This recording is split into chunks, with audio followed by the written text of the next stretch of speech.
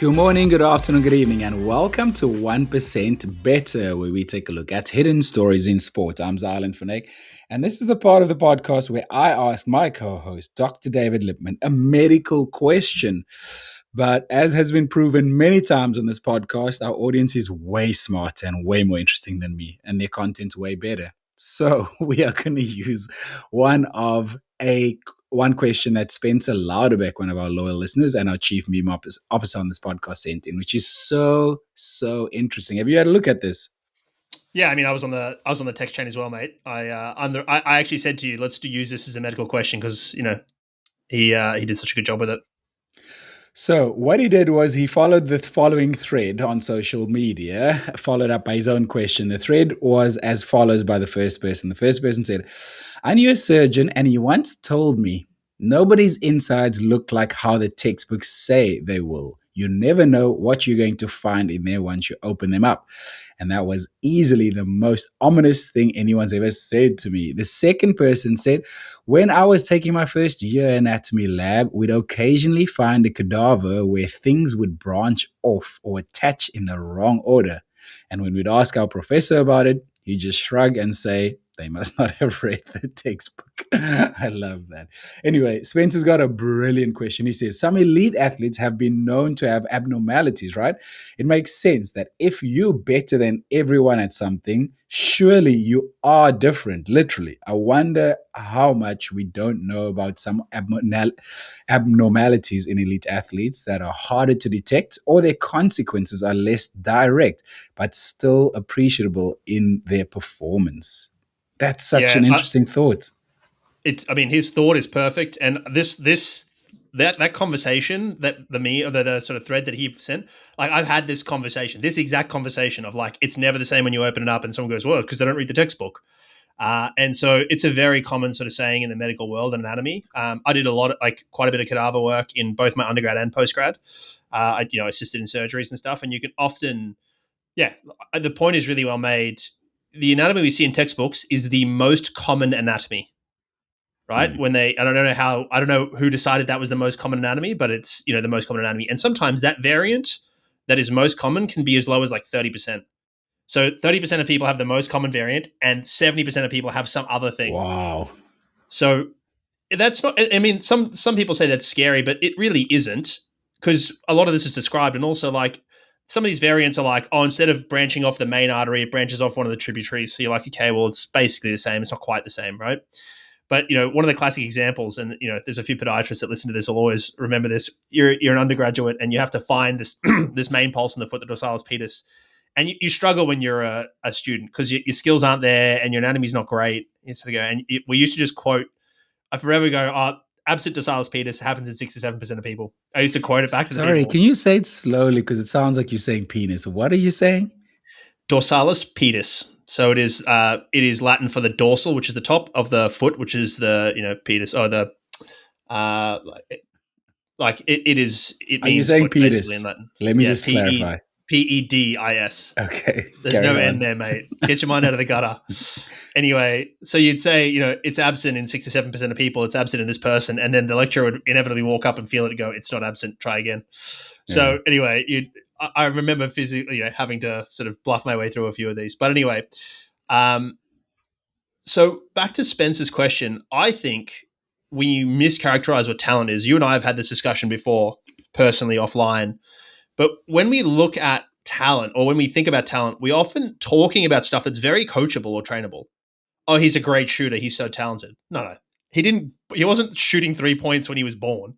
Like, he learned that. That is skill that he's acquired. Now, there might be certain things that predispose him to shoot better, but the high likelihood is he just practiced more than everybody else and got there and then has developed his game around that. Right. And that's often more about coaching and constraints that are imposed. So, like, to use a Steph Curry example, he was really small. So he couldn't do things like dunking and that sort of stuff. And conversely, someone who's bigger may not need to develop that skill set if they're coached in the wrong ways or in different ways. So the point I'm making here is we often think things we look at and go, oh, that's talent. Like, it often isn't talent. And the things that are talent, which is inherent, innate, we often can't see. So that might be something like how they're physically put together. So, for instance, having a really long torso is probably not an advantage in many sports, right? You're often better off with longer limbs for whatever reasons, right? So that some of the anthropometry, so not just how tall you are, but what that is made up of. So Kipchoge's got quite long legs. If you look at Kipchoge, his legs are quite a high proportion of his total height. That's really helpful to a runner, right? To have legs that are just long, right? Then there's, tendon capacities, those sort of things are other examples. So some other things I came up with are things like Michael Phelps was famously quite mobile and he had huge feet and hands. Like that's a huge advantage in swimming. What do you mean mobile?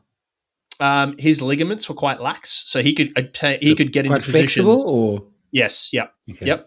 So, but flexibility is often more about muscle length.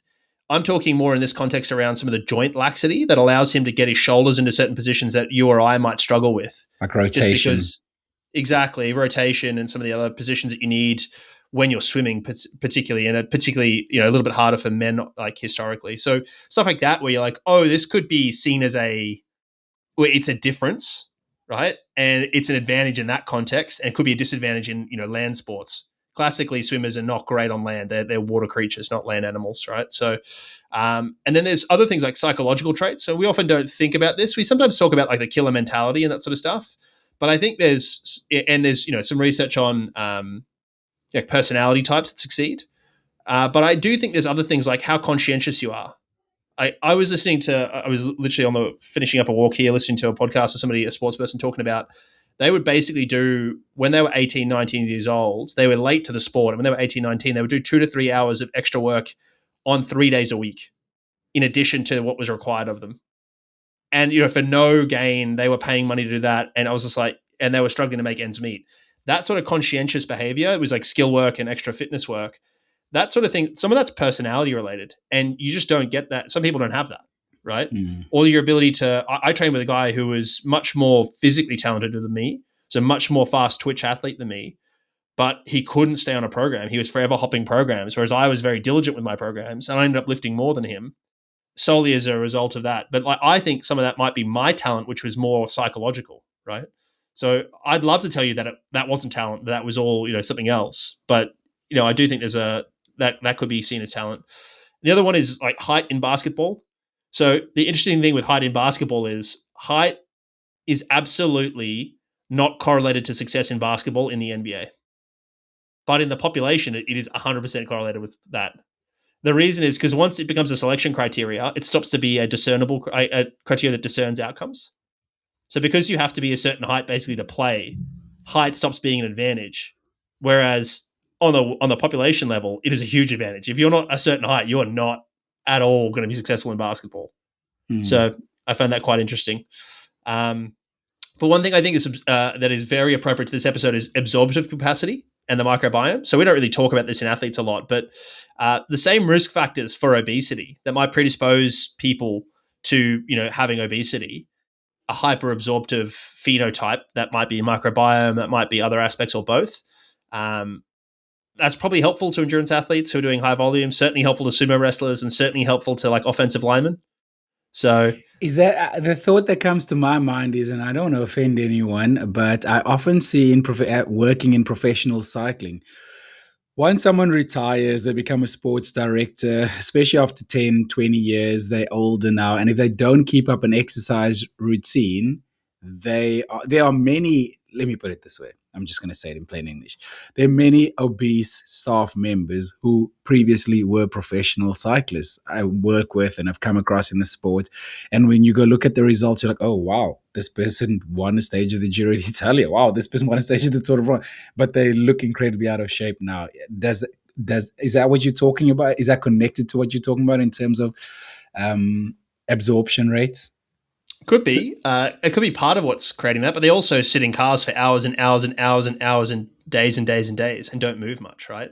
So while the cyclists are all cycling, they're all sitting in cars and stressed and stress eating and all that stuff, and then probably not sleeping well because they've got a bunch of stuff to do. So it's hard to say that that's purely about physiology and their extra ability to absorb calories and not as much lifestyle. Because as well, like, I don't know how you feel when you're traveling with teams, but like it's pretty hard to exercise on the road there. I don't think they're getting up early and going for a run. It's incredibly difficult. No, some people do, and they maintain that. Some people manage it better than others. Yeah. So I think it's impossible to say that the extra, the hyperabsorptive capacity wasn't a common factor in their success in cycling and then their later life obesity, but it's hard to remove behavioral aspects from the latter one. Mm. That's interesting. Thank you so much, Spencer, for sending that in to us. We are always very receptive to your questions. You can either email us, there's an email address in the show notes down below, or you can DM us on Instagram. 1% Better Pod is our handle. If you're new to this podcast, you might not know we have amazing support. One of them is from Precision Fuel and Hydration. They've been our day ones. David, I see that you are running longer and longer. I wanted to ask you, are you fueling on these runs or are they fasted? Yeah, I mean, I had a bad habit many years ago of pretty much doing all my running fasted. I struggle to eat beforehand unless I get up very early. So I tend to run fairly early. So I often don't eat anything beforehand because I need to eat 3 hours before, or else I have quite a few issues often if there's any intensity at all. And I'm talking about like anything beyond like zone one. And so I tend not to eat. So then as these runs get longer, I start to go like, oh, actually, I should be probably taking something. Interestingly, on the weekend, I'm running low. I actually have to do an order with Precision, but I'm running low at the moment. So I was like digging through my pantry to see what I had that I could take. And I found this from when Precision did the new HQ opening that I went to last year. They had a goodie bag, and one of the things in the goodie bag was this pack of like some of their drink mix. But it was like a single serve, it was like 60 grams. I was like, oh, this will be perfect. I hate running with a water bottle, but I was like, oh, this will actually be good. I need to drink a bit more and whatever else. I took a 60-gram thing. I've never used their drink mix in my life, and it was my first time. I loved it. Jeez, it was good. I thought it would be a lot sweeter than it was. It was super mild, really nice. I really enjoyed it. So I was like, oh, I might actually get some of this now because historically I generally wouldn't use a liquid source of fuel, but maybe I need to do more of that. It's certainly something I'd consider. Trail racing going uphill. It's a lot easier to drink something like that than it is to take a gel or a chew or something like that. So you could easily get 30 to 60 grams on a big climb. So maybe it's something I start to think about more tactically in that respect. If you'd like to be like David and get some nutrition from Precision Fuel and Hydration, good news. We've got a 15% discount for you on your first purchase. That discount code is BETTER2026. There also is a link in the show notes down below that will apply those benefits directly. They also have this very cool service where you can book a call with them. No strings attached, and you can chat to one of the experts and about an event you're coming up or you want to learn more about fueling, you can book that with them. Have a look at the link in the show notes down below. It'll take you directly to their calendar. Okay, so good to hear that you're running and you're running longer again. We're seeing progress. It's very good, man. Achilles all good? Yeah, it's feeling good. It was nice that a couple of weeks ago I did a bit too much, or I was a bit quick and I got a bit sore, but it settled quickly, which was good. I've progressed my plyometrics in the gym, progressing running slowly. It's all pretty positive. Like I think I'm feeling good about things at the moment, and I had somebody whisper to me about an event in a long term. I'm talking about years from now, and I was like, yeah, let's see how we go. Let's see Just how we like go. you to plan years in advance. This was somebody else who said to me, hey, I'm doing this, you should come along. And I was like, well, we'll see how we're going. Let's get through Copenhagen Half Marathon. Let's get through this trail race and then You're going to see do an how we're Ironman, feeling about mate. Oh, everything. I can coach you, man. Don't worry. I've got your back. No, mate, bike isn't for me. Never has been, never will be. Listener Steve Lacey will remember the day, the last time I rode a bike seriously. And we ain't doing it. So, no, no, thank you. What about you, mate? You've been moaning at me about, oh, Wendy's away. I can't do any training. Have you been doing something now that she's back? She's back. Life is slightly more manageable. We have a 10-week-old puppy. We're doing renovations at home and also working on multiple client work. So life has been very stressful. But the good news is the bio has moved me onto phase 2 of our rehab because I think I spoke about it last week briefly on the pod, doing really well in my testing. From phase 1. I am in a little more of a rhythm now, more routine of doing she's given me basically twice a week gym work, twice a week at home gym work. And I'm more in a routine getting that done and just figuring out when to get it done. With the puppy, it's sort of when the puppy sleeps, I get the yoga mat out, get the workouts done. Some of it is done all in one go. Some of it is 50% now, and then the puppy wakes up, take her for a walk, come back, sort of fit in the next 50% while there's sport on the TV or something. But just making sure that I do get it done. And yeah, feeling good, man. She's also given me the green light to incorporate cycling into the program, into the rehab. And when I say cycling, it's on a stationary bike, 10, 15 minutes at a time, see how it feels. So far, feeling good, man. I am just over 4 months post L5 S1 spinal fusion surgery, and the inflammation has gone right down, feeling the back a lot less now. And yeah, happy days, man. I think the fusion is going well. Yeah, I think that. So what you're doing with that rehab is effectively, watch this space in the scientific community. The scientists listening to this will laugh at this. Like that'll come out soon in the physiotherapy literature and be called rehab snacking. There's this concept of exercise snacks where you break up your exercise across a day and you do small little bits, right? And then there's like strength snacks now, and I'm sure there'll be rehab snacks soon. Like the point is, like, if you've got, say, 5 exercises, say 3 sets of 10, like if you just split them across a day, I don't think there's a big problem with that. If that's more manageable, you're 100% better off doing it than having to worry about finding a perfect block of time, especially if you're dealing Exactly. with, the puppy and whatever else. So I think it's good. Include the puppy in it if you can. Like, why not? So, She includes herself. Don't you worry. She has definitely imposed herself on my chest. I'm trying to stretch the shoulders out. She's walking on the arms. And when I get the big exercise ball out, the yoga ball out, she goes nuts. She loves that thing. So 10 So times her size. Mo must know something that I don't know, or he must have learned from somebody else. Whenever a yoga mat comes out, he does a downward dog on it. Like, it No is, ways. I'm not even kidding. It's like you roll it out and he walks straight onto it, does a downward dog. Oh, wow. That's so interesting. That's where I'll the see if name I has come can get from. him. I'll see if, I don't know. It's always been that way. I'll see if I can get a video of it and we'll post it on the socials if I get one this week. Awesome. We are supported by Stride, running power meters on this podcast as well. You were telling me about a recent paper that was published that used Stride. The paper is called "Running Power at Lactate Threshold and Lactate Turn Point Are Unaltered by Treadmill Incline." What was this about? Yeah, this is interesting. I was chatting to the guys at Stride about this to get their take as well. Super helpful of them as well to send me the full copy. But basically, this was 13 runners, 5 women. So it's not a huge number of people, but the data were really tight. So it's reassuring in that respect. Basically, they did step tests, as we would do to find your basically a lactate curve. Right. So generally what happens is we increase your speeds or we increase your inclines or whatever we do.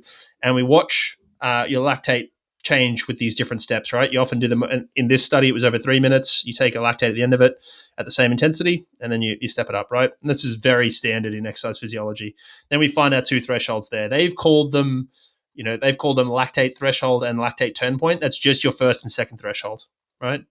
And so what they did here was they looked at these curves with people running, but they looked at running at a consistent power, and they looked at changing the incline, right? So keeping the power consistent but changing the incline, and found that and the speed of the treadmill. So let me try and explain this a little bit more. They were to maintain a running power, and then modify the speed of the treadmill to maintain that power. And then they checked as they stepped up the powers, right? But they tested this at 0, 5%, and 10% on the treadmill. Prevailing point being the thresholds happened at the same power, right? So whatever it is, say 300 watts and 500 watts, whether you were going at 0%, 5%, or 10%, they were the same. They were the thresholds occurred at those points. What that means or says to me is that this measure of power is quite accurate for internal workload. So that's saying that you can use that as a gauge in the way that heart rate can sometimes be fluctuant because of heat or because of caffeine. You can use this as an idea. Now, the challenge with it is you need obviously your lactate to understand where those thresholds are. But what, the takeaway is if you're running on one treadmill at 300 watts, you can be rest assured that at another treadmill at 300 watts, it's about the same intensity. So you can kind of ignore whatever's happening on the treadmill and just go, you can use running power instead of a speed on the treadmill. So that is one way you can certainly do it, which I think is quite interesting. And then similarly, their critical power measurement is right near second threshold as well. So you do have some insight there that they give you from the, if you've done enough different speeds, you'll get a good idea of where second threshold is there. So it's quite interesting. What I found interesting in my own training is I've been doing my heat sessions on the treadmill in this pair of shoes. I think I mentioned this a few weeks ago. I have a treadmill pair of shoes, and you said, "Oh, are they actual treadmill shoes or just ones you use on the treadmill?" They're dead. Like they are 800 kilometers and beyond, so they are absolutely cooked. But I've been doing my heat sessions in these, and I thought I was just getting really efficient. But I think I actually need to calibrate my treadmill, because when I ran outside in those shoes, they felt terrible, even though they feel good on the treadmill. And then looking at my paces and the pace of the treadmill for different powers, it looks to be a little bit disconnected. Like I think my treadmill is telling me I'm running about 439 per kilometer, but then outside I'm actually a little bit slower than that at the same powers. I think I'm more like 453, 446s. So we'll see. It's a big difference over a long time, over a long Well, distance. I'm not sure like how meaningful that is. Like you're talking somewhere between like 13, 14 seconds per kilometer. So I guess maybe it is, but it's more says to me that treadmill's probably not super well calibrated, which I think like I do the maintenance on the treadmill, so I'm not surprised by this. So I need to Makes probably two of calibrate us. it. Yeah, Yeah. yeah. That's why running with power meters is so helpful, especially to like at my gym, they have 10 treadmills lined up and most of them are the same, but often you can get on one and get on another one and you can tell the difference immediately. So it is super helpful. If you ever wanted to try it out, we do have a link in the show notes down below. Let's get through some community shout outs quickly. You guys are always doing amazing stuff. The first one being Dusan Zabrowski, who did Garda Trentino Trail 60K in 8 hours and 30 minutes. Well done, Dusan. That's That's around amazing. Lake Garda. That is stunning. I've been Mm, there. Like that is a beautiful part of the world. That would have been really nice. yeah, be amazing, the views. Andrew Alexander ran the Solar Strecker 8 in 27:13. Yeah, well done to you, Andrew. And then Brendan Villanueva ran the UTA 100K. When I saw this, I only knew that it was the UTA 100K because I knew the map and I knew the area. I was like, "Oh, geez, that's the UTA 100." Before that, it just said morning run. I went back to check, and he had changed it. But I was going to say, "Geez, that's a huge flex if he left it as morning run." So, no, You're a great work, freak. Brent. Who knows maps? Who can identify a map like that? Well, it's in the Blue Mountains. Many of my friends have run it a lot. I've run in the area. I ran a race in the area, actually called the Glowworm Tunnel Marathon. And we got to run through a tunnel that had glowworms in it. It was really cool. Anyway, so I sort of knew the area. I knew it was on that weekend. It was 100K. So you're like, it's not like I knew the map intimately, but I was like, oh, he's in the Blue Mountains. And it was Yeah, 100K. yeah, yeah. I know what that is. There's Katoomba. Yeah, sweet. Brendan ran that in 20 hours and 57 minutes. So that's great. Sub 21 hours, but certainly sub 24 is huge. Phil Coleman ran the Irish Runner 5K in 1958 as well. Shout out to Robertas Rezas, who ran the Palanga 10K in 35:33. And then our previous guest, Dan Jones, won the UTA 50K in 4 hours and 4 minutes, which is flying through the Blue Mountains there. That is exceptional work. Yeah, we threw that onto our Instagram stories. Super cool to see there. Thank you to Gabriel Borno Aoki. I think we gave him a shout out last week, but he says, excellent part as always. Good to look into cycling men's and women's bike weights. Still surprised that with such a lower average difference, female cyclists follow the same bike weight rule as men. Makes absolutely no sense. That makes three of us here, Gabriel. Yeah, so that was with respect to talking about the women's rugby ball size. So the other thing, and I said to him, UCI is what it is, but the other issue is the handlebar width for these women should be appropriate. We should be scaling this down to some degree. I don't know how you make a decision about how much lower it goes, right? So do you say 5% less or 10% less, or do you decide? You know what I mean? Because that becomes hard. Do you look at the average woman? Do you look at the average woman's peloton? Do you scale it every year? Does it change? Does it stay the same?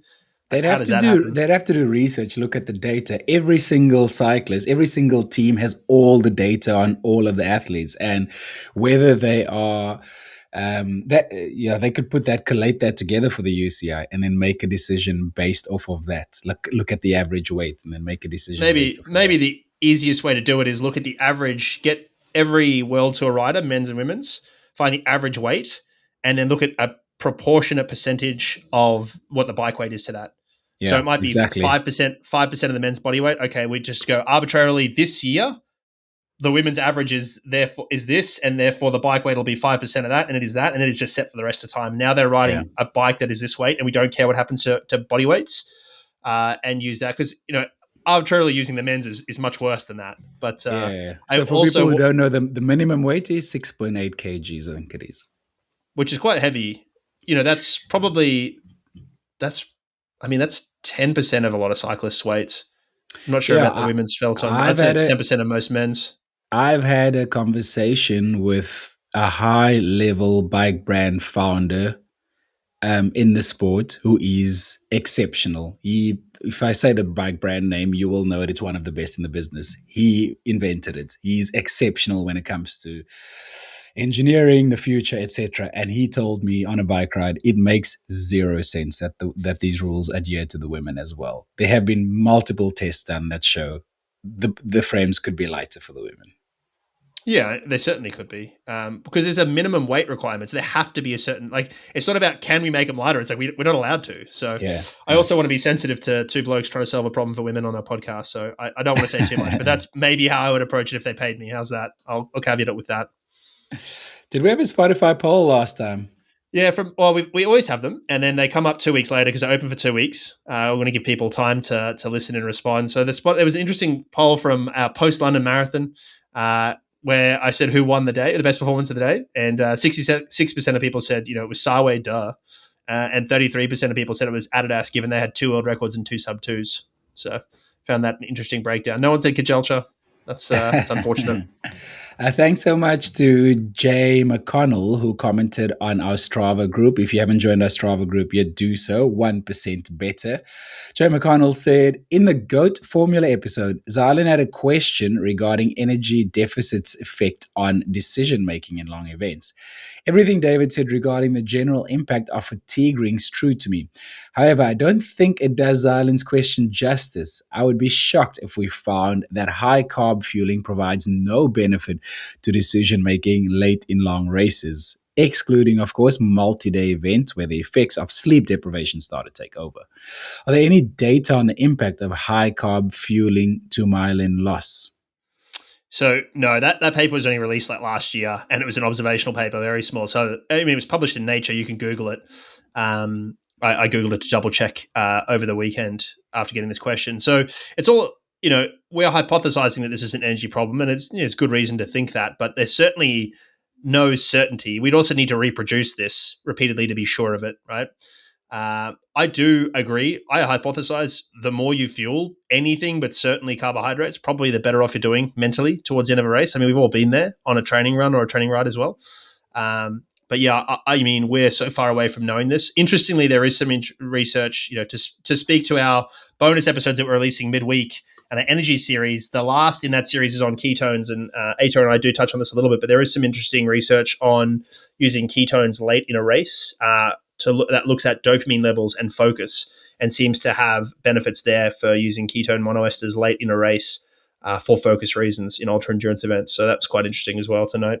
Talk about that energy series a bit. We've sort of glossed over it. We haven't really mentioned it, but over the next few weeks, we have been releasing bonus episodes every Tuesday, I think it is. Yeah, it is Tuesday. Yeah, I mean, Ato was kind enough to give us some time. He's working in professional trail running. He worked with Ineos Grenadiers when they were the Ineos Grenadiers, maybe even before they were the Grenadiers, when they were just Team Ineos. So I mean, he talks about Dave B because he knows him. Like that sort of stuff is quite interesting. So he's super giving with his time, super smart guy.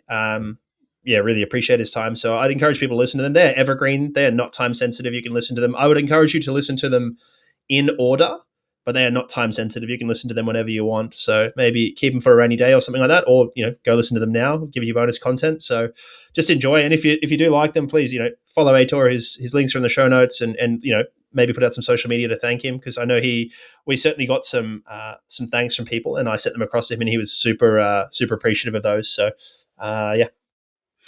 Right, let's have a look at what's come across my desk. Before we get to today's guest, we do have Emily Dow coming up. She's an assistant professor, nutrition scientist, strength and conditioning specialist, etc., etc. Very impressive. David had a conversation with her that is coming up shortly.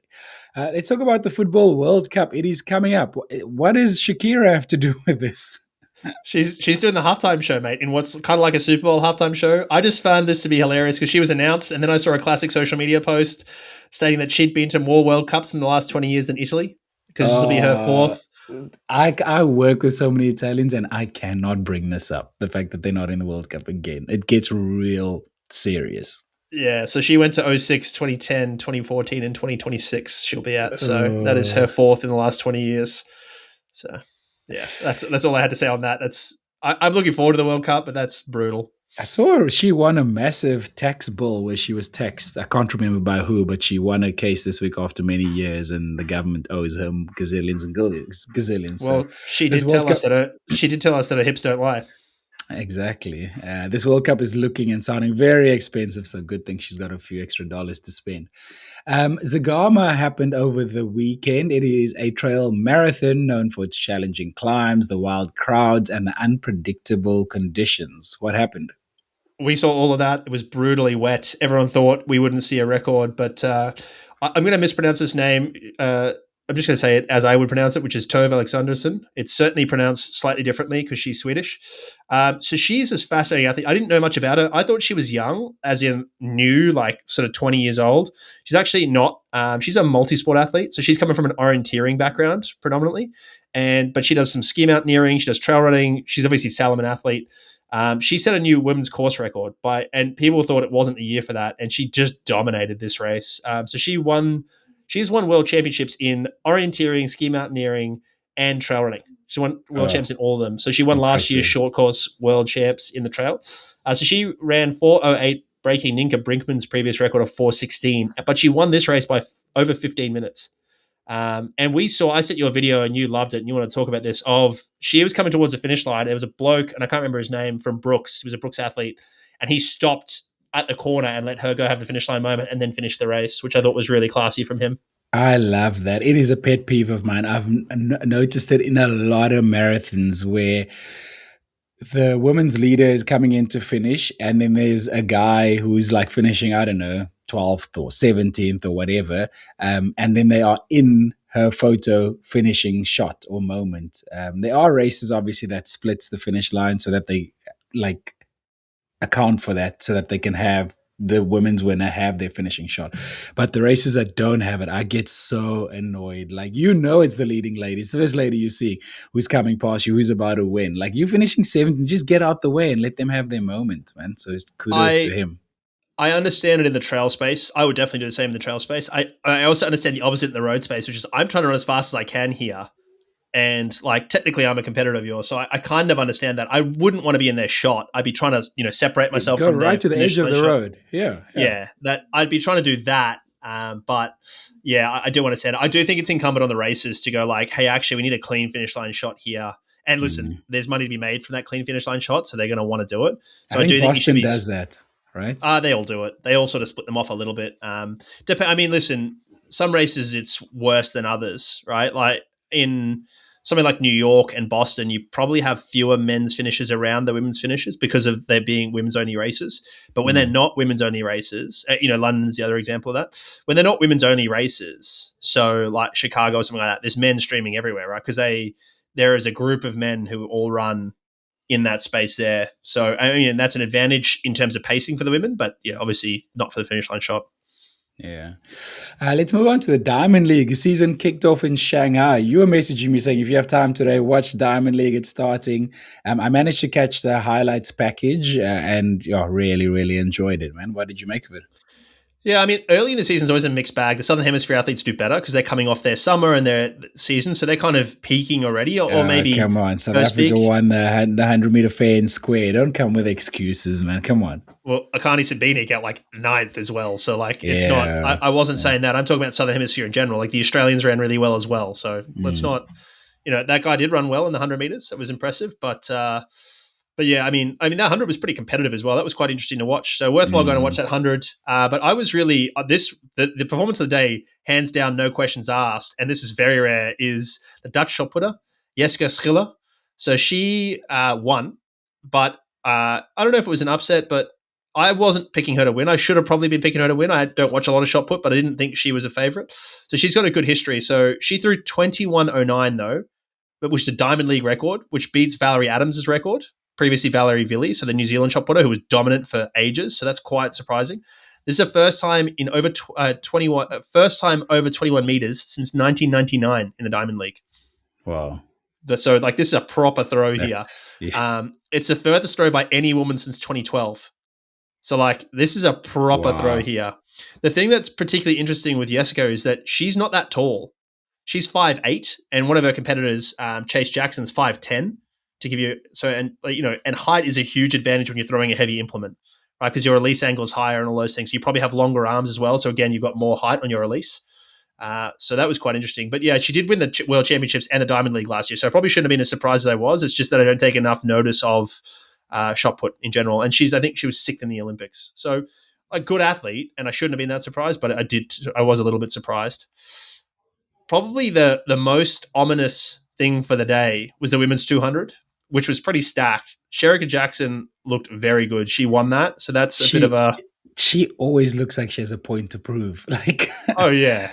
She does. She's always got a point to prove. So, yeah, she did really well. But the thing that scared me most for her competitors is Shakira Richardson. She got fourth, but this is a 200, and she's a 100-meter runner. So the thing that was quite interesting is she started really well, which is her weak point in her 100, and she came home really strong. So that says to me that like she's coming into some good form for the 100 meters this year. If she can get her start right, she'll be really, really dangerous. She's I love that kind of insight. I didn't pick up on that. I want to go rewatch it now. I love that kind of insight, man. Yeah, and then men's pole vault. I mean, Mondo did Mondo things. He didn't break a world record, but this is his 40th consecutive win and broke the meeting record, which is wild. But the interesting thing... What are these competitors' mindsets? When you rock up and you know you're fighting for second, like what kind of mindset is that going into a competition? We're going to talk about this in a second, because I think some of them are just happy to be jumping with him and they're pretty supportive of him. But like Corrales, the Greek guy, I think he's like, no, I'm going to come for him. So we're going to talk about that in a second. But the thing that interested me about Mondo, the commentators were saying he added 2 steps to his run-up and he's got a stiffer pole this year. So what this means, I don't know if people like have thought this through, but the stiffer your pole, the more energy you have to bring into the run to then bend it. Calm down, man. I can see you smirking. Stop it. Grow up. Anyway, so the more energy that's required to bend the pole, and the more energy it gives you back, and the more you can then spring off of it, right? So, but what's required for you to, I guess, impart energy on that bar is high speed and then potentially enough body weight as well, right? So Mondo, he's not going to add weight for fun, but he's by far the fastest there. And we saw him last year race Karsten Warholm, but his top speed is apparently 10.3 meters per second, right? And the key with pole vault run-ups is you want to be at your top speed. So it needs to be long enough that you can reach it and be comfortable technically, but you can't be slowing down.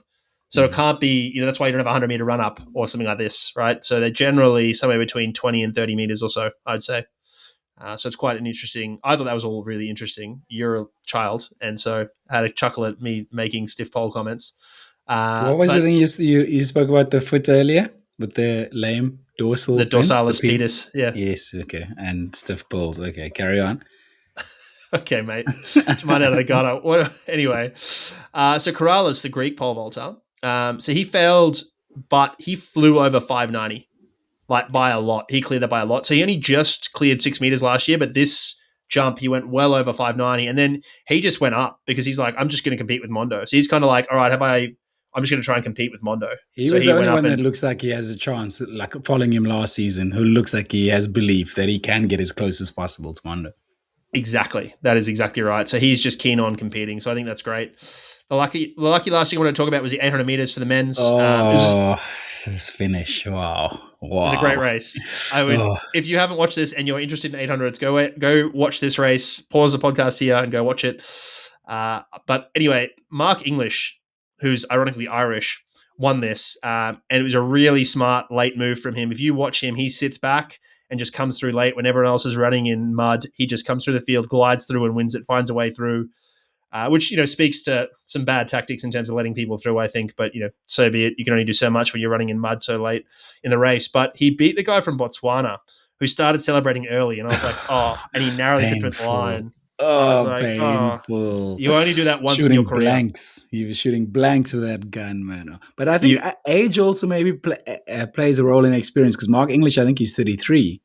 yeah, correct. And he looks older because he's a real silver fox, real good looking rooster. So yeah, Yeah, but that early celebration, do not celebrate early. Cross the line and then do your thing, you only do it please. once in your career, man.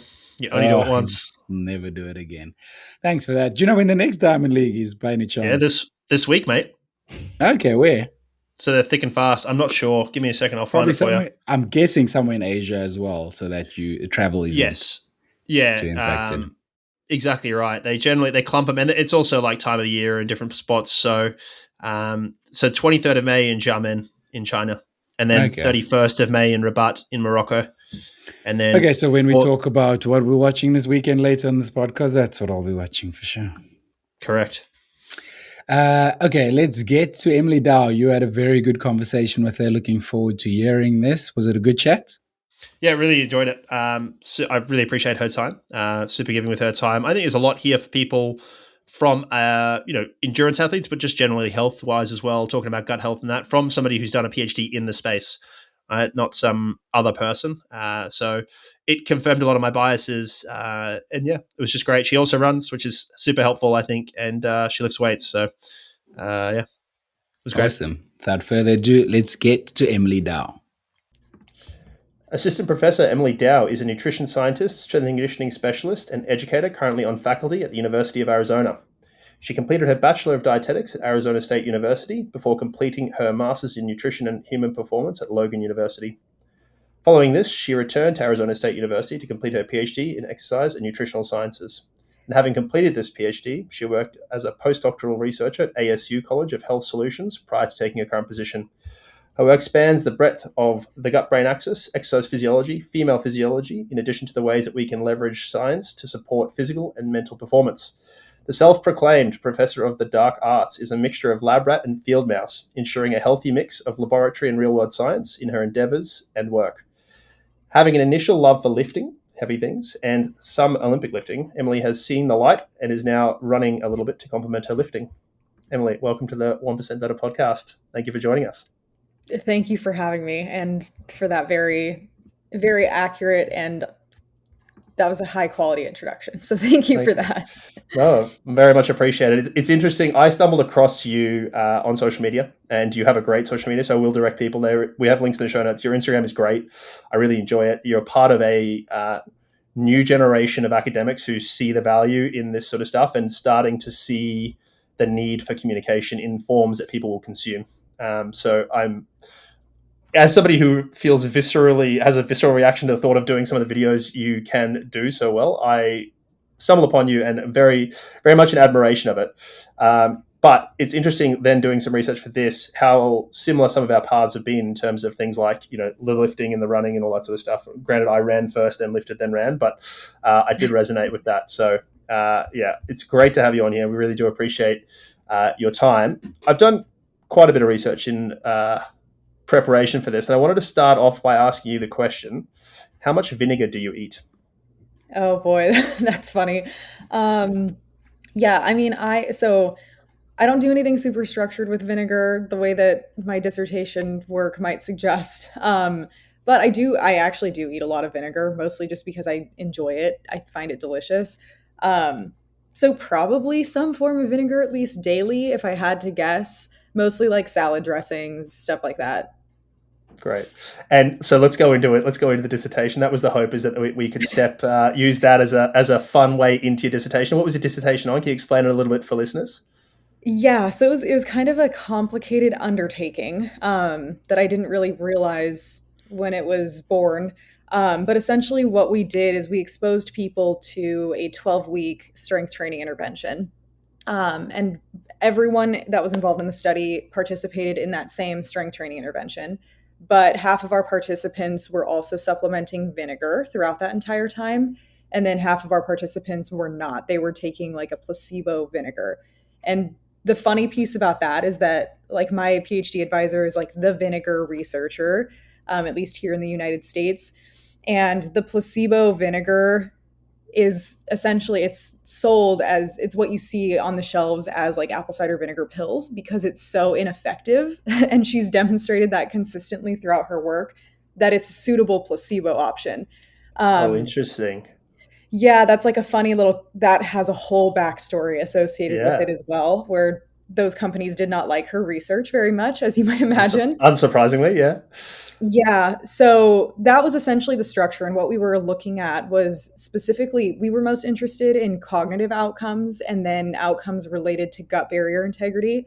Because really, my like whole research question was pertaining to the gut brain axis and how it responds to exercise and supplementing postbiotics like vinegar.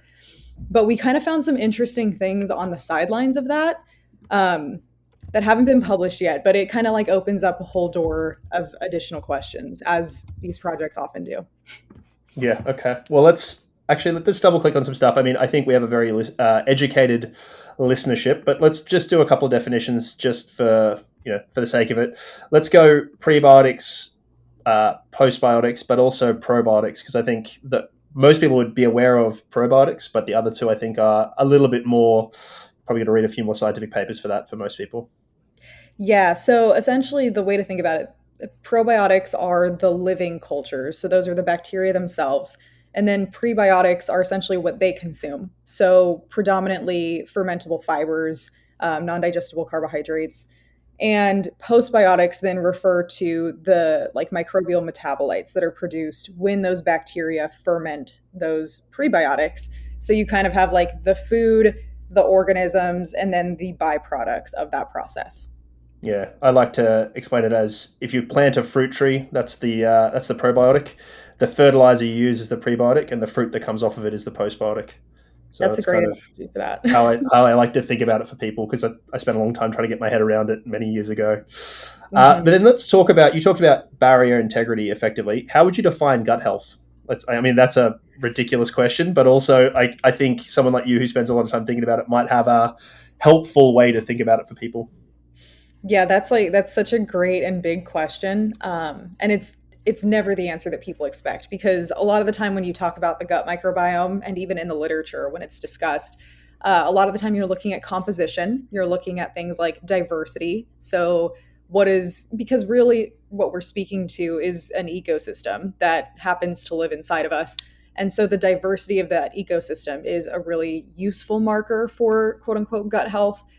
But at the same time, like the composition is so difficult to capture because, I mean, for a lot of reasons, some of which are related to like the way that we test it, some of which are related to the high degree of variability between individuals, meaning that like no two gut microbiomes really look very similar to one another. And because even when we know the composition, what ultimately matters most is sort of what we're finding is the function of the gut microbiome and how it's able to produce some of these beneficial byproducts. And that's why I was so interested in looking more so at gut barrier integrity than the composition of the gut, because it gives us a little bit more information into the functional capacity and therefore the outputs that we care most about. Yeah, I guess. So to summarize that back to see if I've caught it properly, there's a barrier component to this, which is how well it's functioning, because ultimately the gut is part of our immune system as well. We tend to think of it as a digestion organ, right? As it digests the food. And, as my listeners, or as the listeners to this podcast would be very familiar, I often say, in your gut is not actually in your body. There's a tube that goes from mouth to anus, and it has to leave the gut. And part of the role there is actually not letting bad stuff in, right? So that's part of the role there. Exactly. So, yeah, it's like we have to, because if you think about it, like all these bacteria live inside of us. We have to have some layer of protection because some of those could be pathogenic. Obviously, not all of them are. We have to have some barrier of protection and separation. And the analogy I used for that when I was defending my dissertation is that it's like the gut barrier is kind of functioning as the bouncer at a club or something. So it decides who gets to be let across and who doesn't. And we want that to be functioning optimally. Yeah, and I guess it can break down, and then you can end up with like ways to sneak in for people, patrons to the club. So exactly, yeah. Probably let's leave that analogy of the barrier aspect of it then. But then you have the other aspects of this are diversity of it, but then also its function. And I think, I started reading microbiome literature probably 15 years ago. And at the time, I think everyone goes through this thing of like everyone's really hot on it, and then you sort of like, oh, it gets really complicated, and then you end up kind of just hoping. And I think probably where you are at now is maybe where I landed as well, is kind of let's just black box that and then look at outcomes, which is not something I sort of stepped away from reading as much microbiome literature probably a little while ago, whereas you seem to be in it, and that looks to be the way you've done it, is just let's look at these postbiotics, and that wasn't something that I was more contemporary with at the time. So that's a really cool way to think about it, is let's just look at its function, because that's ultimately easier to measure and probably more what we understand at the moment, because I don't think we understand the microbiome that well at all, as much as we'd like to. But something else you mentioned carbohydrates. Let's talk about that. So let's talk, you said non-digestible carbohydrates. Let's talk about this. So I think, there's all sorts of discussions online about particularly David protein bars, and we'll sort of leave them aside. But there's obviously most people would be familiar with carbohydrates as we eat them, right? Sugars, whatever. But let's talk about sort of in a bit more depth. Yeah. So for example, a lot of different types of carbohydrates exist, and the ones that are most relevant to the gut discussion are those non-digestible types. So the biggest example categorically is fiber. Which is also worth noting, that doesn't just capture one thing. It's not like there's one fiber, which is funny because I think that's just something that the majority of people are unaware of. There's so many different types of fibers. They all have slightly different properties from one another. And so different strains of bacteria also tend to prefer certain types of non-digestible carbohydrates. But those fibers essentially, we cannot digest them ourselves as the human. But because of that, they essentially make it all the way to the large intestine, where then those bacteria get to ferment them. And that process is incredibly health promoting because of the byproducts that it produces, those postbiotics that we were talking about. But I've seen that argument, about these carbohydrates being non-digestible used to justify the fact that we don't need them, clearly, because we can't even digest them. Kind of forgetting that there's that level of symbiosis that takes place between us and those microbes. And it's just funny. I think it's kind of it's an interesting view of the human body, because ultimately the microbiome is so expansive and we have so many bacterial cells in our body. We're outnumbered actually by those bacterial cells. So realistically, that's a lot more powerful than we give it credit for. And those non-digestible carbohydrates, in my opinion, are incredibly important because they feed that entire population. Let's give a couple of examples for listeners, because I think some listeners will be surprised to hear that fiber is a carbohydrate as a baseline, because I think many people are, because I think many people think, oh, the macronutrients are protein, carbohydrates, fats and fiber, when actually fiber is a carbohydrate. So let's give a couple of examples there, if you don't mind. And then also a couple of examples of postbiotics, I think, that people may have heard of or should be reading into, I guess. Yeah. So in terms of, fibers are carbohydrates, and again, they have slightly different characteristics. So originally fiber was kind of divided into soluble versus insoluble. Now you hear it talked about a little bit more frequently as fermentable versus non-fermentable, and more or less viscous types of fibers. So psyllium husk is one example. That's an incredibly fermentable fiber that also tends to be pretty well tolerated by people without as much GI distress. And so when we consume those, what's interesting about it also, because we say non-digestible, and therefore, as you were alluding to with the David protein comment, a lot of nutrition labels from companies will decide to omit those carbohydrates from the total and refer to it as net carbs, which is basically carbs minus fiber, which isn't really accurate, because we do extract some small amount of energy from those carbohydrates, and the amount of energy we extract varies person to person. It's a little bit unpredictable, and to some extent it depends on our microbiomes. So it's important to kind of throw that caveat in there, because we can't just pretend that those calories don't exist at all, but they do exist to a lesser extent than other types of carbohydrates. But when it comes to the process of the bacteria fermenting them and then the byproducts that are produced, the three that are sort of most prominent in the literature are acetate, propionate, and butyrate. Those are short chain fatty acids. And so they're the ones that like we're really looking at in this field at this point in time. Like there's a lot of attention that's being directed towards all of their properties, as well as, of course, like, can we supplement these things? Can we potentially like turn this into a product? So there's a lot of interest in that regard as well. Of course. So, and just to double click here, when you say we consider them non-digestible, but there's probably a small amount of energy. Is that energy from these postbiotics, from the butyrate or something like that, or is the energy actually accessible to us for some reason after the gut microbiome has had a go at it as well? Is there some small amount that we gain from that?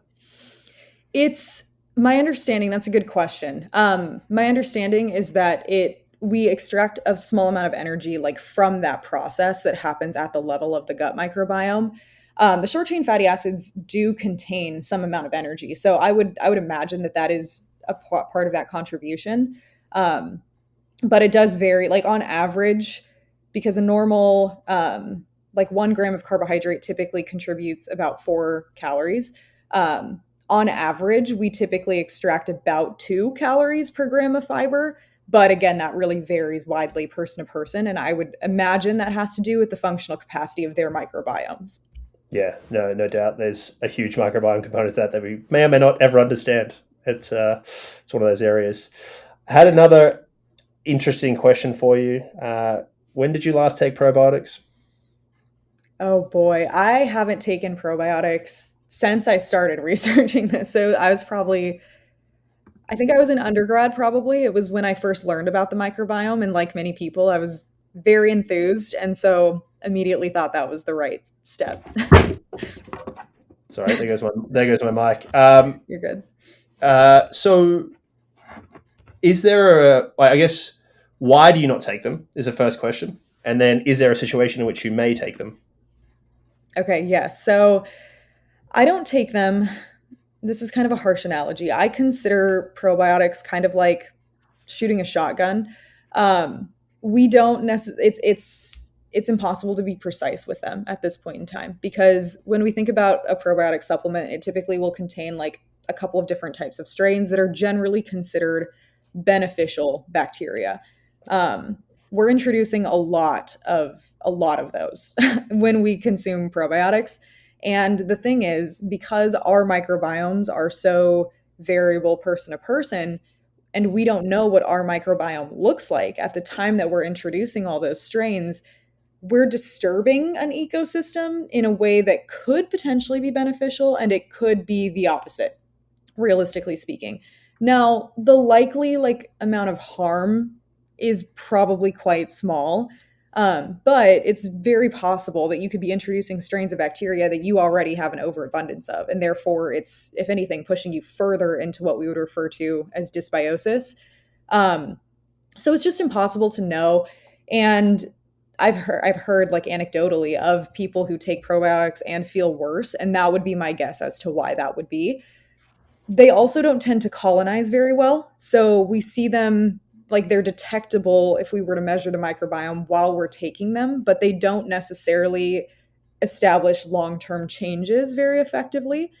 So you would have to, if you saw benefits, you would kind of have to, in theory, either be taking those probiotics forever or start engaging in other behaviors that would promote like the long-term sustainability of that healthy ecosystem.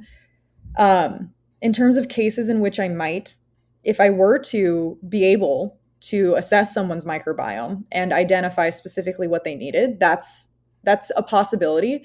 I don't do a ton of microbiome testing personally because it is still like there aren't reference ranges, for example, that are established at this time. It takes a very trained eye to kind of understand the intricacies of what's going on. And even just like the premise of how we test the microbiome is still kind of questionable because we're looking at fecal output, which is maybe representative of what's actually existing in the colon at that time.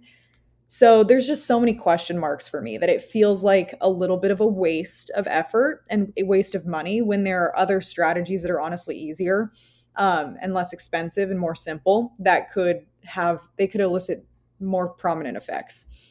Put a pin in that. We're coming back to that because you've touched on a few questions I wanted to ask already, which is let's go to the measuring of the probiotics, because there seems to be a bit of a debate here, which is what we can measure is basically poop, and that may or may not represent what's inside the colon, right? It's basically probably what comes off of the colon, so that may be dead, that may be surface layer, we don't know, right? And then there's we have probiotics, and we can measure them in the feces as well. So then we go, okay, they're working, or they aren't working, or they're passing all the way through. We don't really know. So we do have some, my understanding is there is some research showing a benefit to probiotics in certain cases, perhaps post antibiotics, perhaps post diarrheal illness, and certainly in some endurance athletes for some travel, for some immunity stuff, or a short course. But so we have some insight that something may be working, and we have some insight that something's going through, and we can kind of measure something. But is that a fair summary of where things are at, or have things moved on since I last read a paper or two? No, that's very fair. And there is definitely like promising evidence on probiotic supplementation, especially like with my interest in the gut-brain axis and stuff. There are certain like psychiatric illnesses that seem to benefit, certain gastrointestinal pathologies that seem to also benefit.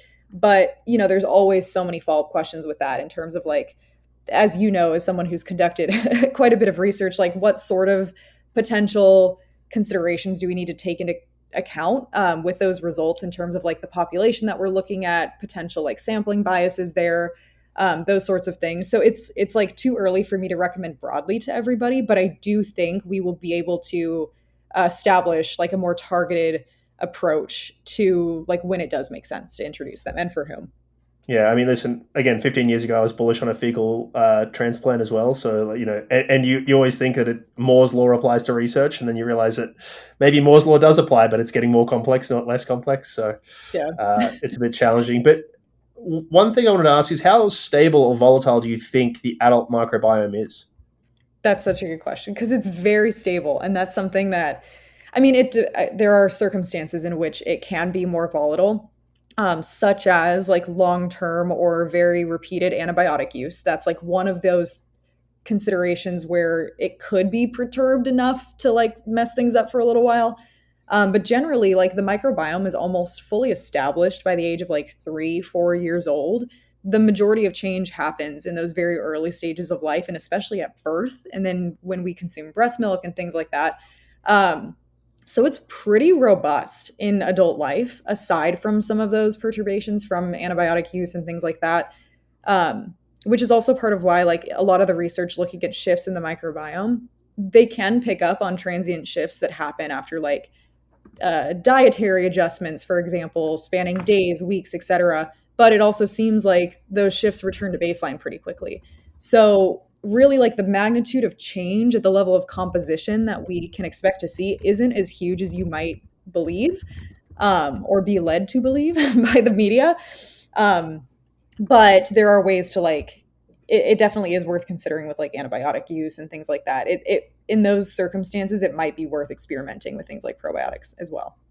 Yeah, I mean, C. diff overgrowth comes to mind, right? So a very clinical situation happens in ICU patients. So it's probably the poster child for fecal transplants and all sorts of other things. So, you know, but that is, you know, very common in some of the worlds I've spent time in, but in the reality of the world, it's very uncommon. So yeah, I think that's a good way to think about it. You did mention you would do other things rather than take probiotics. What would that look like, you know, broadly? Because again, you work as a professional. This is not professional advice, and you are not treating anybody on this or working with anybody on, you know, listening to this. And they would all have individual situations, but high level, how might you address it? Yeah, I mean, the answer is going to sound incredibly boring, unfortunately, but that's a lot of the time how physiology works. So I would encourage at this time, based on what we know, I would encourage more people to focus on supporting their microbiomes rather than trying to change them. Because we know so little about how and to what extent those changes would be helpful. So feeding the microbiome sufficient amounts of fiber comes to mind first, especially because I don't know what these statistics look like in other countries, but in the US, 90% of adults are under consuming fiber. And that's a big problem, especially because colon cancer is one of the leading causes of death. And short chain fatty acids, which we know are those byproducts of fermentation of fibers, are the primary fuel source for colonocytes. So it's incredibly important to be feeding these bacteria what they need, especially like if we're thinking about introducing something like a probiotic. but we're also consuming like 9 grams of fiber a day. What do we expect? Like, we're not feeding those probiotics either. So we can't really expect much from them. That's one of the biggest ones, to be honest. And then even just like, your audience is going to probably have this box checked, but like focusing on activity levels, focusing on like healthy exercise behaviors. Some of my research in my dissertation demonstrated that gut barrier integrity can be improved through training, similar to other adaptations. And that's been observed in like aerobic exercise interventions already, but our work was the first to demonstrate that in resistance training interventions. So exercising regularly. And then I would say the last one is related to stress management, which no one wants to hear, but that really just speaks to the relationship between the nervous system, the brain, and then the gut microbiome. I think that's great advice there. And you mentioned people are under consuming fiber. Ballpark, how much are we thinking a day? Yeah, so the recommendation, it depends to some extent on your calorie intake. So about 14 grams per 1,000 calories. That typically boils down to at least 25 grams a day for women, at least 38 grams a day for men. And on average, people consume less than 15. So there's a lot of room for improvement there. Yeah, one of my hot takes is that more people should eat more protein and more vegetables at breakfast. I think that would Agreed. solve lots of Yes. that would solve a lot of problems in health in general. It's just like high level, shotgun approach. But yeah, let's talk a little bit about. Well, actually, let's go to where you were talking about there. Let's talk about gut barrier integrity. So we know that you can get transient increases in permeability with prolonged exercise, and a lot of our listeners are, endurance athletes. Yep. Is that something they should worry about? No, generally no. With anything, like, because this can sound very scary, and I definitely recognize that when I communicate about it, because yeah, when you exercise, you're obviously inducing some degree of stress, and that's why it's so beneficial. We adapt to that stress, etc. But that stress, similar to how it like suppresses the immune system temporarily and causes inflammation acutely, it also damages the intestinal barrier acutely for a number of reasons. And that's especially observed in response to endurance exercise as opposed to something like lifting. However, that's transient. It's part of that adaptation process as well. And it appears that the gut actually does become stronger over time because of that acute assault, similar to like the way that muscles adapt and everything else. So it's not something that we need to worry about broadly speaking, but like with everything else, if it's left unchecked, if we're not managing recovery, if we're overdoing the stress bucket and not balancing that appropriately, long term, it can have implications. But just like anything else, like then we could have issues with recovery, runaway inflammation that can affect downstream processes.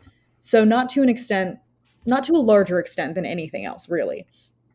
Okay. And is there any sort of window we need to be worried about acutely post-exercise in that respect, given that it's, there's a small window of susceptibility, or do you think it's probably not worth worrying about?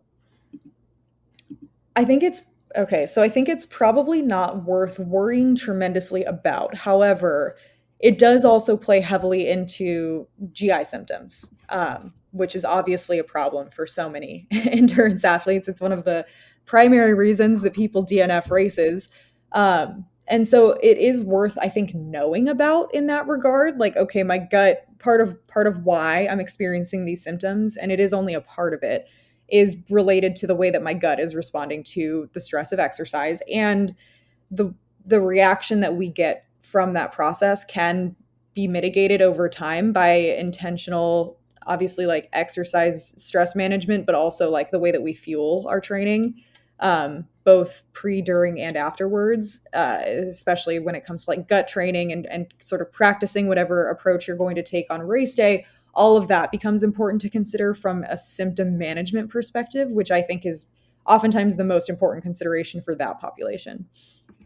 And you mentioned your dissertation and resistance training in this respect. So you showed improved gut permeability in that study. Is this another reason that our endurance athletes should be lifting? I mean, I'm a disciple, so like any confirmation bias here is well received. I mean, I would say so. Yeah, for a million different reasons, but it's definitely not going to hurt. We don't necessarily, because that was like a pretty novel finding at the time. And we don't necessarily know exactly like to what extent that mechanism is distinct from what would happen from like aerobic exercise, if it's through different mechanisms, but it's obviously what we demonstrated is that it's not going to hurt. And there are, I mean, my other argument, because what we were looking at is a potential relationship between the cognitive improvements that we see consistently in response to all forms of exercise, but resistance training is what we were looking at, and those permeability improvements to see if there's a potential role for the gut permeability in contributing to the cognitive improvements. And we don't necessarily know enough to say whether or not that's a part of that mechanism yet. But we do know that there are cognitive benefits to resistance training that appear to be separate from the cognitive benefits of an endurance training. So I would say that's a stronger argument that also may or may not relate to the gut. Yeah, and there's some performance improvements in training as well, because that's how we have to package us all for the endurance athletes, because they hate lifting. So yes, there's other performance benefits as well. So we'll get there. But let's talk a little bit about research in the gut health space. Is there a big difference we should note between mice and humans? Because like a lot of this research is in mice, and a lot of people like to bring it to humans. Actually, this interview is invoked in my mind, Dr. Tommy Wood. I don't know if you're familiar, but he's a neuroscientist. He's a double doctor, MD, PhD up in Washington. Came on and spoke to us about concussions, just released a book called The Stimulated Mind, and talks a lot about this, talks about the importance of lifting for cognitive health, amongst other things.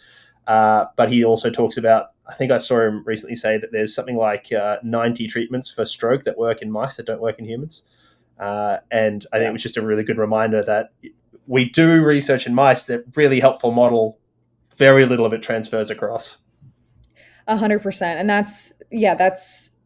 I've personally, for example, have never like performed any rodent research. That's not my area of specialty. I'm very much more like an applied human RCT kind of scientist.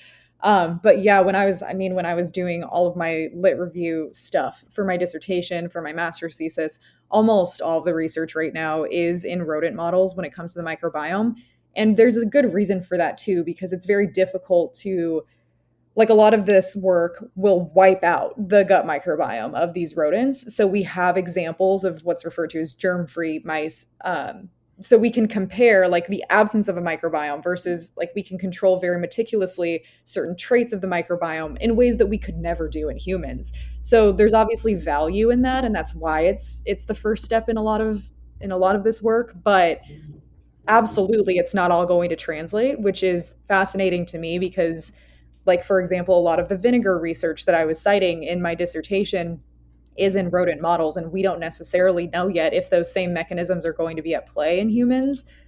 Our very limited work has suggested that it might be, but again, that has to be repeated so many more times before we can have any level of confidence. Yeah, I think that's a good take. And it's always hard to understand dosing differences between them, metabolic differences, lifespan differences, all that stuff is, pertains to all of it. So all evidence is considered, not all of it is weighted the same, is perhaps a way to think about this for people. Back to the fiber space. We are in a fiber maxing moment at the moment, or if not, it's coming. When you're working with athletes, how do you think about fiber? Because this is an interesting, difficult space, particularly for the endurance athletes, particularly if they're doing anything that isn't one day. Yeah, that's so relevant. And I think if I had to hypothesize, this is not something that I know for a fact, but I know that endurance athletes tend to be more prone to GI issues generally, but especially colon related, pathology. And I would guess that to some extent, there's a contribution of lower fiber consumption in this population. And it's understandable why, because dietitians like myself are constantly shoving down endurance athletes' throats that they need to be consuming all these carbohydrates. And obviously in the context of training, simple carbohydrates are oftentimes best because they're going to contribute less to the GI symptoms. It's going to be, it's going to be a more direct fuel source. All these sports nutrition products are optimized for that. However, it is really important to still make sure that you're consuming enough throughout the day. And the way that I typically approach those recommendations is really trying to center those higher fiber carbohydrate meals just as far away from training as you can get them, essentially, depending on what your day looks like. and then trying to sort of localize more of the simple sugars around those training sessions, which is not always easy to do in practice, but that's the approach that I would generally recommend taking. It's also a challenge for some athletes, not all. Some athletes just to get enough calories in. And one way to make calories harder to consume is to add fiber. Now that goes both ways. That can help in, say, fat loss, but it can also be a difficult thing to navigate if you're trying to train for 30 hours a week, because you don't have any hours to eat, and you got a lot of energy requirements. So it becomes difficult. When you compare that, say, contrast that to a general population or even a lifting population where GI distress is much less concerning, does that then just look like you space the fiber out across a day, or is there something more to it than that?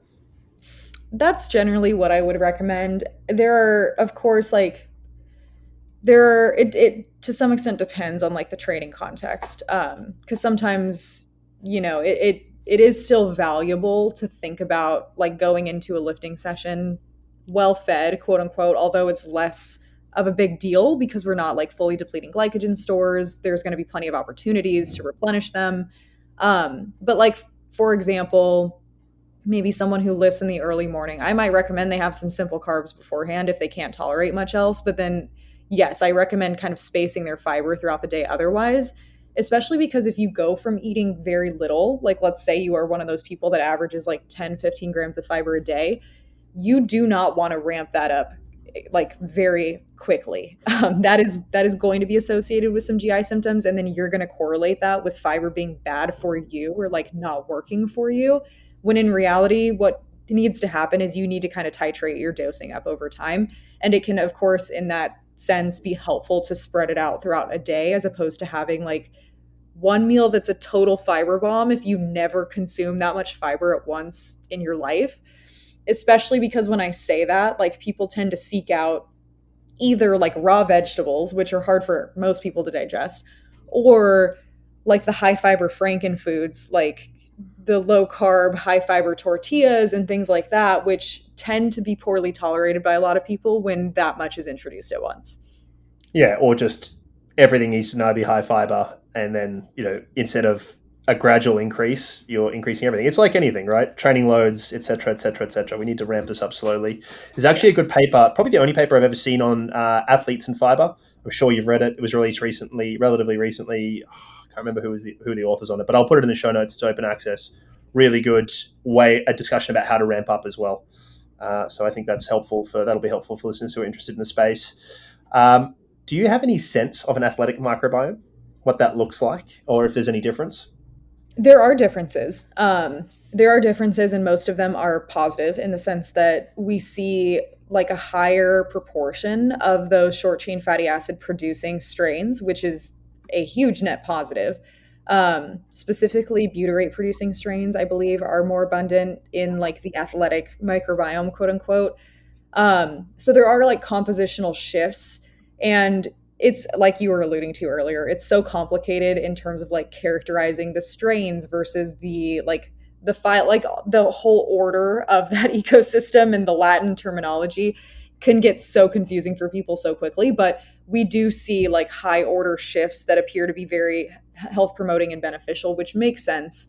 But we also do tend to see like more GI symptoms. And I think that probably has more so to do with like the GI distress piece and potentially the barrier integrity piece, especially if it's not well managed with things like recovery and like adequate nutrition and sleep and all of those factors also. Yeah, I've certainly seen some research looking at, I think it was lactate consumption, and the microbiome seems to consume more lactate in endurance athletes, which I found to be absolutely fascinating. Yeah, there's a specific strain. It's Vianella atypica. And there's products now actually for this strain that I honestly haven't experimented too much with, but it's intriguing. It's early research. But yeah, this strain of bacteria consumes lactate and converts it into propionate, which is one of those short chain fatty acids, which is fascinating. And so because endurance athletes produce more lactate, it makes sense that those strains are potentially more represented in their gut microbiomes than the average person. That is really interesting. It also strikes me as I'd love to see a comparison to CrossFit athletes. The reason I think about this is the total volume of lactate produced by an endurance athlete would absolutely dwarf that of a CrossFit athlete. But I wonder how much of it makes it to the micro, or is accessible to the microbiome in a CrossFit athlete versus an endurance athlete, because of mitochondrial adaptations that the endurance athletes have. So it'd be interesting to see. That's Anyway. a good question. I would be interested to see, like, in a whole range of different athletes, how that manifests differently. Yeah, I think so. I think that'd be cool. Let's put it on your list. Do the research. Add it on the list. Do the research. Come back. Talk to us about it in a few years. It'll only take you a couple of years, I'm sure. Let's talk a bit about sleep. It's something I heard you say on another podcast. An area of probably your greatest microbiome destructive behaviors, perhaps, is the way to put that, or challenges in your mitochondrial health. Not mitochondrial, sorry, microbiome health. Is whether your sleep aside, how do you think sleep affects microbiome, or how does it affect microbiome, rather than just what you think? Well, yeah. So sleep is one of those things that it's tricky to nail down, like, in a life context. A lot of us struggle with it, but it's a significant source of physiological stress when we're operating under any level of sleep restriction. And we know that in terms of recovery, we know that in terms of, like, training adaptations. And it's really no different when it comes to the microbiome, in the sense that we're imposing this stressor on our physiology that makes it very difficult to thrive, period. And my understanding is that it has a lot to do with the crosstalk between the nervous system and the gut microbiome, which is extensive. Pretty much anything that affects one is going to affect the other. And, like, overall stress management is one of the biggest things when it comes to the gut in general, both in terms of the microbiome and its health and function, and also, like, symptomology. I think it's funny it's not funny how often someone will come to me with these, like, mystery GI symptoms, and they want so badly to pin it down to a food that they're consuming or something that they're intolerant of, quote unquote. And a lot of the time the intolerance is excessive stress. And that can come from, like, life stressors, of course. And it can also come from things like sleep restriction, job stress, things like that as well.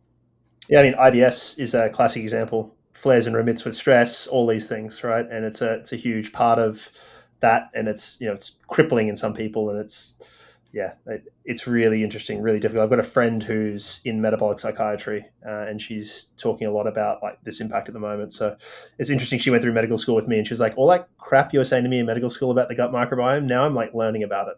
You were right. And I was like, well, I don't know if I was right, but I'm happy you're here now. But it did feel very fringe, like, when the microbiome, when it first came on the map, but now everyone's starting to recognize what's going on here.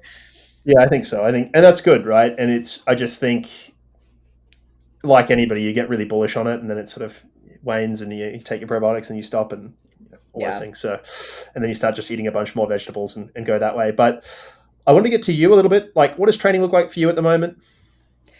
That's a good question. Yeah, I mean, so as I've stepped into this new role at the University of Arizona, I've been adapting to a lot of, like, life changes. So I don't have any events on my schedule at this point in time. I was supposed to run a marathon in November with a friend, and then I had this, like, calf injury thing pop up, like, right as I was peaking for it naturally. You are much too young for calf problems. You are much too young for that.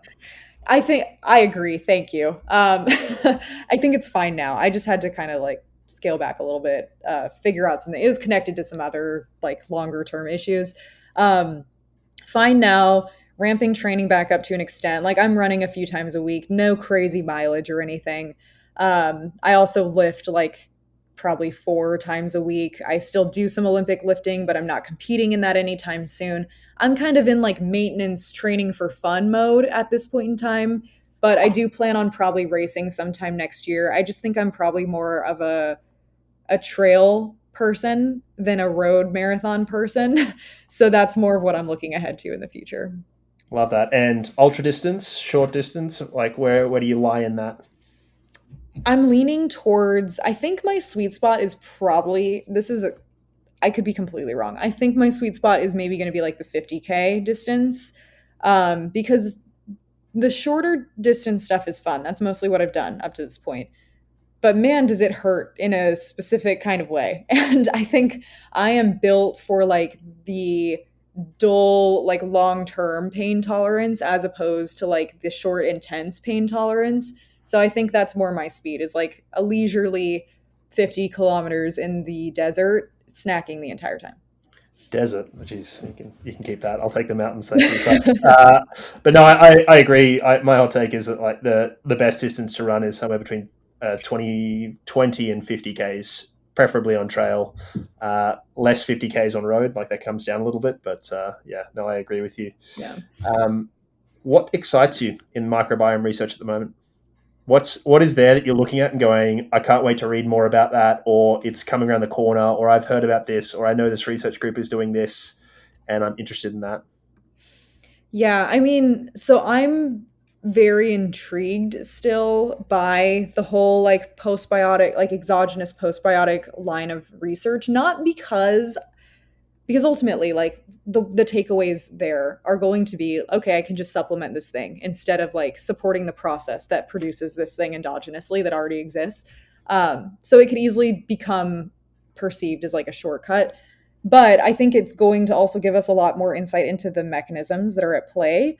And that's something that, like, for example, the work that I did using vinegar, we saw some unexpected like training adaptation differences between the group that was taking the vinegar versus the group that wasn't. And we can only hypothesize the mechanisms based on like rodent research, based on metabolomics that have been run on other vinegar studies.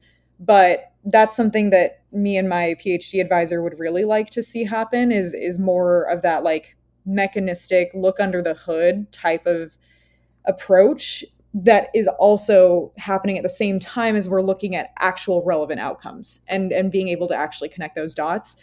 Because that's what I think that's the frustrating part of this world sometimes, is that there's like the mechanistic science and then there's the more applied science, and the two don't oftentimes talk to each other. And I would love to see more of that, especially in this field. Yeah, and this is the hill I'll die on, is that it's both and, not either or, and it's wearables and real world, not just lab studies. It's all of the above. It's not either or. They both inform each other. I was involved with quite a bit of research. Well, not quite a bit, enough research in the CGM space, and there was lots of critique at us that it was uncontrolled and real world. And I was kind of like, well, that's the point. Yeah. People don't eat carbohydrates. They eat meals. That's much more important than the composition of their meal. They ate a meal and they had this response. Like that's way more interesting than they ate this specific meal or something like that. So anyway, but that is my hill. You mentioned specific training adaptations. Listeners are going to kill me if I don't ask you what they were to the vinegar. Yeah, and again, I will be publishing this eventually, sometime soon, but I have to resubmit. Anyway, we saw differences, like just large scale overview. We saw differences that we sort of, to some extent, expected. This was at least in line with our hypothesis with the cognitive outcomes. So that was that was a huge plus. We saw that the group that took vinegar did have larger cognitive improvements than the group that was just exercising, although both groups did improve. And then we also saw larger changes or larger increases in fat-free mass and in strength in the group that was taking the vinegar. And again, there's only like theories as to the mechanisms involved there, and that will be outlined in the paper that I will eventually publish on this. But my PhD advisor has done metabolomics analyses on work that didn't involve an exercise component, but did involve vinegar and like mental health related outcomes. And so there are some hints from that work as to what might have been going on. Yeah, and just for listeners, metabolomics is basically you drink the vinegar in this context, and then we measure pretty much any small changes that happen in signaling molecules, and then we publish that, and it is a statistical nightmare and big data and all that stuff, and the thought of it makes me feel physically ill, but it's super important and super interesting research. So yeah, no, that's been great. Thank you so much for your time today, Emily. I've really enjoyed this. It's been a real treat for me. I'm sure listeners have got a lot out of this. I think, the one takeaway I would say is probably eat more salads with vinegar. Like as a high level, lots of vegetables, lots of vinegar. That'll be helpful in general. I think that's a helpful takeaway. Yeah. You've fueled many of my biases, which is always welcome on the podcast. So thank you. And listeners should go follow you along, and we'll be tracking your racing. You're now part of the community, so we will track your racing, see how you go. And anytime you publish and want to come back and talk to us, you are welcome to come spread the word on the podcast. Awesome. Well, thank you so much. I really appreciate being brought on to talk about this incredibly nerdy piece of my life. So thank you for And that. hey, we're here for it. We are here for it. We've appreciated it. So thank you. David, thanks so much for putting that together with Emily. A really good conversation. Anything that stood out to you? I mean, probably the way she approaches gut health. It's a journey that I sort of alluded to in the interview. It's kind of when you start researching the space, you get very like hot on probiotics, and then you start to come around. You're like, actually, let's just work on the food side of things because it's really hard to understand what's happening in there. Confirmed a lot of my biases around where we're at with research, what will probably change in the medium term as well in terms of that, when we can see a step change around better ways to discern what's actually in the microbiome. Yeah. So I just, really, really enjoyed it. I think there's a lot in it for people, high yields. One of those guests where you ask a question, listens to the question and explains it and answers it very succinctly. And you're like, oh, super helpful. Thank you. Awesome. You can sometimes have people where it's like a bit, but she's got a great social media. I'd encourage people to go follow her there, and she's great on social. She's just like she's part of this generation of researchers who are like public communication first on social media, podcasts, and she just gets it. She's the one doing all the reels in a car. Looks like she's doing it in the car. Correct. Yeah. That's her studio. If you'd like to hear more guests like this and help us get higher caliber guests, as with Emily, you can see the caliber of guests we're getting are just increasingly impressive. Please subscribe to the podcast. It really does help us. Anyone in the doctor's office this week? Yeah, so Peter Bowl, the Australian 800-meter runner, he was on the way to the airport. He's going to go to the Diamond League and then turn around because his wife went into labor. So he went to the doctor's office to go receive a new child. So congratulations, Peter Bowl and Peter Bowl's wife. So you don't want to see someone miss a race, but good reasons. And I think he's got his priorities in the right order. Absolutely. Before we go, what are we watching this weekend? Yeah, so I mean, more Diamond League is one of the things, I think, and then Giro d'Italia. And then maybe I'll keep an eye on Cape Town Marathon. I believe is happening. Oh yeah. Kipchoge landed yesterday. It's a big fanfare. They had a big welcoming committee. The mayor of Cape Town was there, and go to Cape Town. No, I'll watch it on TV, man. Aren't you friends with him? Apparently. He hasn't called. Since he's landed yet. Regular listeners might have heard my voice note of Kipchoge saying my name. That's right.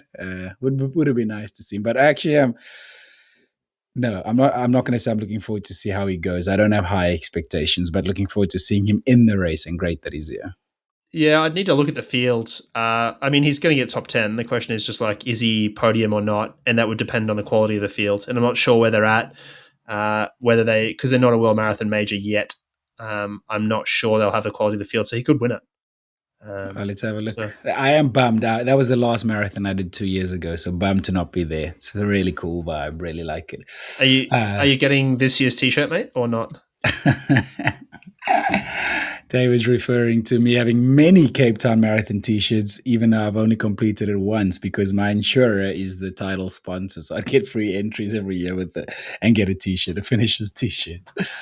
Oh. And you wear them, which is the bigger concern. Well, they're good quality. Asics used to be the sponsor, and then now it's Adidas, so it's always great quality. So I'm going to run in a good quality shirt, man. Yeah. I also keep an eye on the Enhanced Games. I know it's controversial and people are... Is that this weekend? Negative. It is this weekend / late week, yeah. So, okay. I'm interested to see what happens. Like it's been an interesting entity. I've been keeping an eye on it for years. So it's a fascinating human experiment, if anything.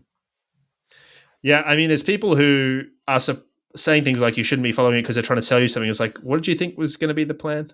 How did you not see this? The people who came out initially and thought this was about the drug Olympics rather than a longevity startup trying to sell you something didn't understand who was involved. Okay. If you looked at who was involved, this was a clear outcome. So, yeah, anyway, but I am interested to see what happens, like, particularly in the swimming. They probably, if we look at the quality of their athletes, I mean, they have Fred Curley, the sprinter, who's pretty good, and they've got some, I was just about to say, that was a big surprise to me when he was announced a couple of weeks ago. Well, it's a way to make money for him when he otherwise can't compete. The weightlifters are okay as well, but the swimmers are probably the best quality. They're probably older, so Fred is probably closer to his peak, but historically and competitively, the swimmers are probably a little bit higher profile. So I'm interested in the swimming to some degree as well. Awesome. Let's have a look at that. Thank you so much for tuning into this episode. Really appreciate. We drop a new episode every single Friday, so please subscribe if you haven't yet. David, thanks so much for putting this together. Thank you, mate. Catch you on the next one.